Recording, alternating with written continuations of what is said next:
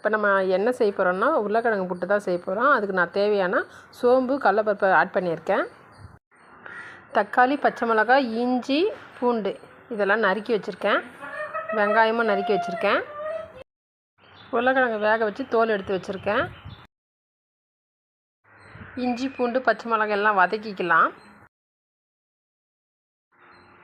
தக்காளி, வெங்காயம் சேர்த்துக்கலாம். வதங்குற வரைக்கும் கிளறி விட்டுக்கலாம். உப்பு சேர்த்துடலாம். கருவேப்பிலை சேர்த்துடலாம். கிளறி விட்டுக்கலாம்.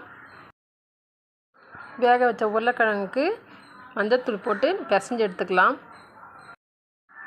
வெங்காயம் தக்காளி வதங்கிடுச்சு. தண்ணி சேர்த்துக்கலாம். மஞ்சள் போட்டு பிசைஞ்சு வச்ச உருளைக்கிழங்கை ஆட் பண்ணிடலாம்.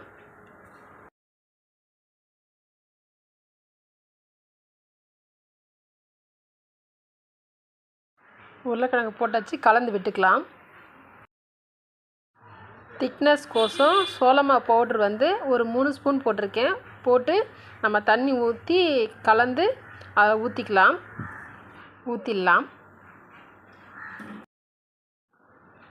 கலந்து விட்டுக்கலாம்.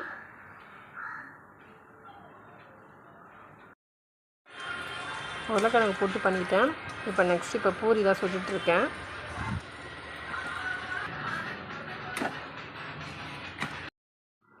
உருளைக்கிழங்கு போட்டு ஜம்முன்னு ரெடி ஆகிடுச்சு. பூரியே ரெடி ஆகிடுச்சு. இந்த வீடியோ உங்களுக்கு பிடிச்சிருந்தால் மறந்துடாமல் நம்மளோட சேனலை சப்ஸ்கிரைப் பண்ணி வச்சுங்க. இதுக்கப்புறம் நல்ல கண்டென்ட் வரும். மறந்துடாமல் நம்மளோட சேனலுக்கு லைக் போட்டு ஷேர் பண்ணுங்கள் நண்பர்களே. வாங்க சாப்பிட்லாம்.